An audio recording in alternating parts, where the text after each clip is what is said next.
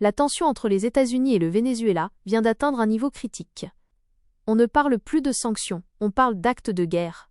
Il y a quelques jours, c'est le choc. Les forces américaines ont procédé à la saisie spectaculaire d'un pétrolier au large des côtes vénézuéliennes. L'administration américaine, avec le président en tête, affirme que ce navire transportait du pétrole du marché noir pour financer le narcoterrorisme du régime de Nicolás Maduro.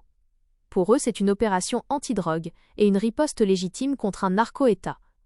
La riposte de Caracas, le président Maduro a immédiatement dénoncé un acte de piraterie internationale et un vol éhonté. Pour lui et ses alliés, c'est une manœuvre illégale et brutale visant à étrangler économiquement le pays. Les États-Unis ne se contentent plus de l'isolement diplomatique. Ils passent à l'action militaire et économique directe en haute mer. L'affrontement se joue sur deux terrains principaux. 1. Le front militaire et anti-drogue, opération Southern Spear. Depuis des mois, les États-Unis ont militarisé la lutte anti-drogue dans les Caraïbes. Bombardements et frappes. Washington a multiplié les frappes contre des embarcations suspectées de transporter de la drogue. On parle de plusieurs dizaines de morts et de bateaux coulés.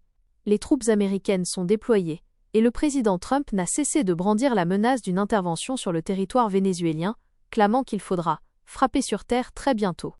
Le front judiciaire et économique, c'est la stratégie de la pression maximale poussée à son paroxysme. Le leader vénézuélien est personnellement inculpé aux États-Unis pour trafic de drogue et une prime de plusieurs millions est offerte pour son arrestation. Sanctions et embargo. L'embargo pétrolier, en place depuis 2019, continue de ruiner l'économie. La saisie du pétrolier vise justement à couper les dernières voies d'exportation illégales.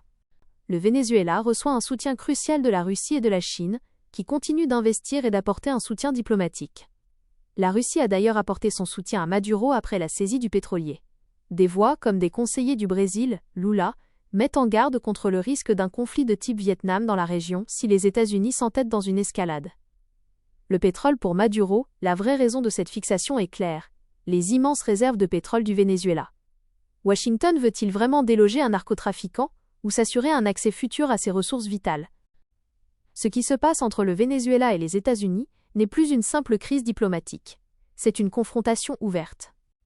D'un côté, les États-Unis utilisent tous les leviers, judiciaires, économiques, militaires, pour provoquer un changement de régime sous prétexte de lutte anti-drogue. De l'autre, le Venezuela se barricade, dénonce une agression impérialiste et tente de survivre grâce au marché noir et à ses alliés. La question est de savoir jusqu'où va aller cette escalade. Y aura-t-il une invasion? Pour l'instant, les experts disent que c'est peu probable, mais la saisie d'un navire est un pas de plus vers le point de non-retour. Alors selon vous, est-ce que les États-Unis ont raison d'utiliser la force pour déloger Maduro, ou est-ce un dangereux acte de piraterie qui risque d'embraser l'Amérique du Sud? Dites-le moi en commentaire.